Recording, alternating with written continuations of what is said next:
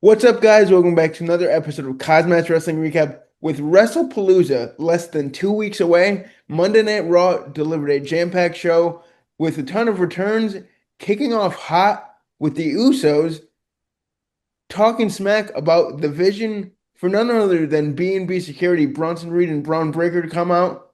And Braun Breaker was just looking for a fight. Bronson Reed had to hold him back, eventually getting a one-on-one match between LA Knight and Bronson Reed for our main event tonight. What do you think about the show, Matthew? The highlight of all this is Jey Uso. Are we getting a heel Jey Uso? Or are we getting a fit? Are we keeping a Jey Uso as a face? But LNI attacks Bronson Reed and Breaker as we get a match with LNI and Bronson Reed later tonight. We're on the cusp of I believe, Jey Uso heel turn. Me too. So next up we have AJ Styles versus El Grande Americano, right? AJ Styles comes out. We cut to a commercial break, and then we come out to El Grande Americano, who comes out. So apparently AJ Styles cut a promo during commercial break, basically telling everybody that there's somebody in this company that does not want him here. I don't know if it's a work or a shoot. People are saying, oh, it's Triple H, the way Triple H has been booking Styles. I did I I did don't hear know. something about this, him kind of saying that he's got no one to back him up Right. anymore. Gallows and Anderson are both gone. So if this is a shoot, man, good on AJ Styles because he's been hinting about him retiring soon. And I don't blame him. He's a Hall of Famer and deserves to be booked right. And he's calling his shot and he rightfully deserves it. That's where I can't tell. It's if this is a work. I really can't. AJ Styles pins Grande Americano. This is definitely the right call. Dragon Lee kind of comes out and backs up AJ Styles as Styles hits a Styles Clash onto Americano for the win.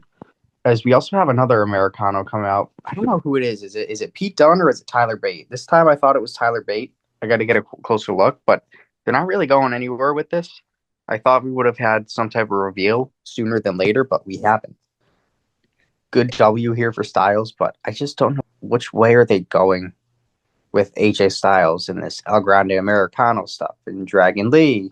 It's repetitive, and I just don't feel like we're going anywhere with it. Yeah, I totally agree.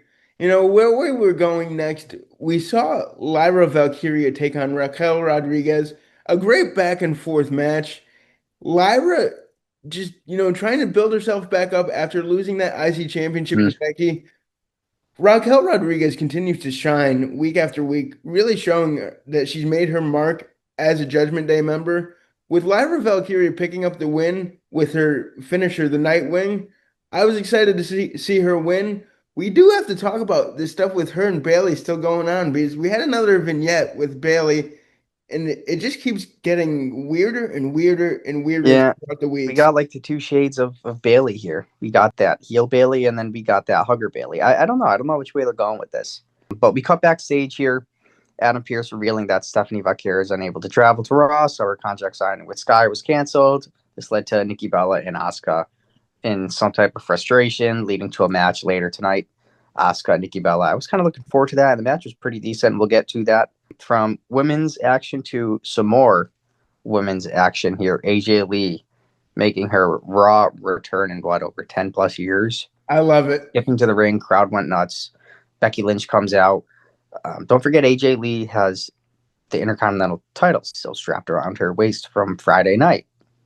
Bringing up therapy, don't forget, AJ Lee has had quite a journey being a WWE superstar. If you guys don't know AJ Lee's gimmick, you definitely will, and we're going to get more of it. She's a little psychotic, but there is some comic relief.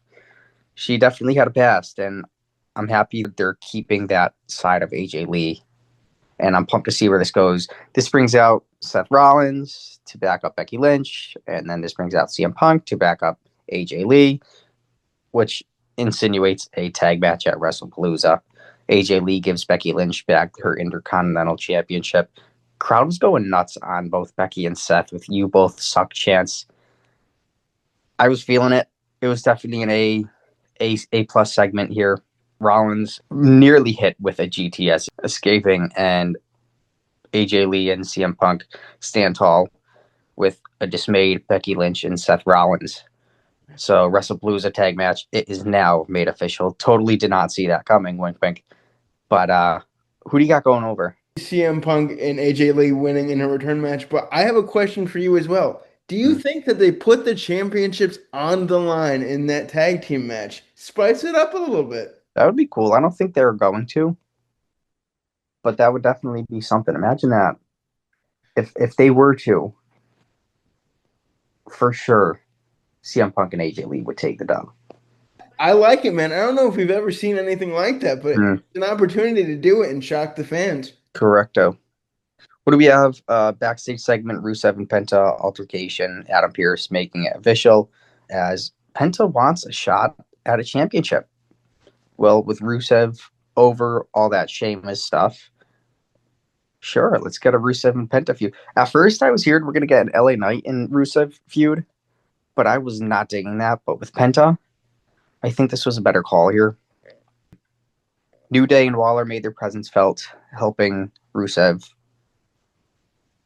take the W with a Machka kick for the win. Where does this bring Penta, though?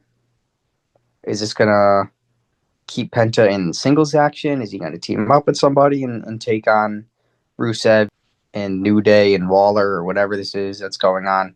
I think that we still have New Day and Waller supposedly feuding with Penta possibly, and Rusev was just kind of, in the mix here.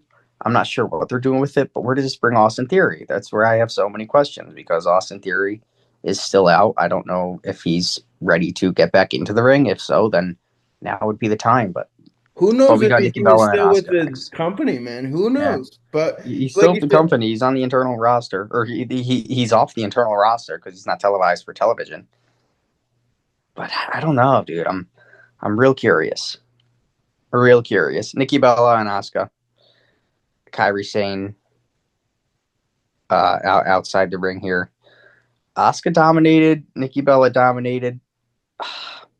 Nikki Bella had a really bad showing. Well, not really bad. She didn't have the best showing at Clash, I'll be honest with you. And I think a lot of people saw that. So tonight was where she hopefully should have proved herself. And I guess she did, but she still lost. She kind of absorbed everything that Asuka threw at her. Had a little bit of a comeback, but Asuka just was too quick. Hit an Asuka lock and tapped out Nikki Bella. Not pinned. She tapped Nikki Bella out. Not sure if that was the right call here. What does this mean for Nikki Bella? Is she going to keep going this alone? Is she going to need some help? Wink, wink, Brie Bella. The numbers game is a little too much here, and I'm not sure what they got planned. there's a lot of questions. WWE is really keeping us on our toes as of lately with kind of in between storylines. We don't know which way they're going to pivot. Mm. But this brings us right to our main event. Like we talked about earlier, LA Knight and Bronson Reed. We had to know that there was going to be some outside shenanigans. Braun Breaker getting involved, leading Jimmy Uso to come out, getting absolutely destroyed by Braun. Then Jey Uso comes out thinking, we're going to get the yeets. He's going to make the save. No, no, that did not happen. We saw a different side of Jey. After LA Knight got taken out, Bronson Reed looked strong with the vision, which we all expected. We expected Jey Uso to help LA Knight and come to the rescue. He did not do that. Well, he came to the night for his brother Jimmy, but he speared LA Knight. I know. And the crowd was just drawing boos to end the show. And, well, it looked like Jimmy was like, what did you do? But there was also some like, maybe this was a good thing to do. They were just drawing boos. Jey Uso was being booed. He, And I think that was what WWE wanted all along here, especially with LA Knight, who was so over. But Jey Uso coming out and spearing LA Knight as we thought he left. He came to save Jimmy, but he speared LA Knight in the end. So are we going to get a Jey heel turn? I think tonight was the precipice of it. I don't want to say it was a full-on heel turn, but I think it's more so like, every man for themselves. I like it. It's a more real side of Jey, man, and I'm excited to see where it goes. Triple H, like I said, keeping us on our toes. They say the best time to turn someone heel is when they're so over as a babyface. And if you hear the crowd going with their yeets week after week, it could be an interesting move for Jay, maybe even turning on his brother Jimmy down the road. Because Jimmy did call him like a Roman Reigns wannabe earlier. We saw some He feud did. He between said them. he got to like Roman Reigns. At first, I thought it was going to be LA Knight turning heel, but now it makes sense to turn Jey Uso heel. I like it, man. Let us know what you guys thought about tonight's show. Always like, comment, subscribe, and we will see you guys next time. Until then, peace out. This has been KozMatt. Thanks for watching.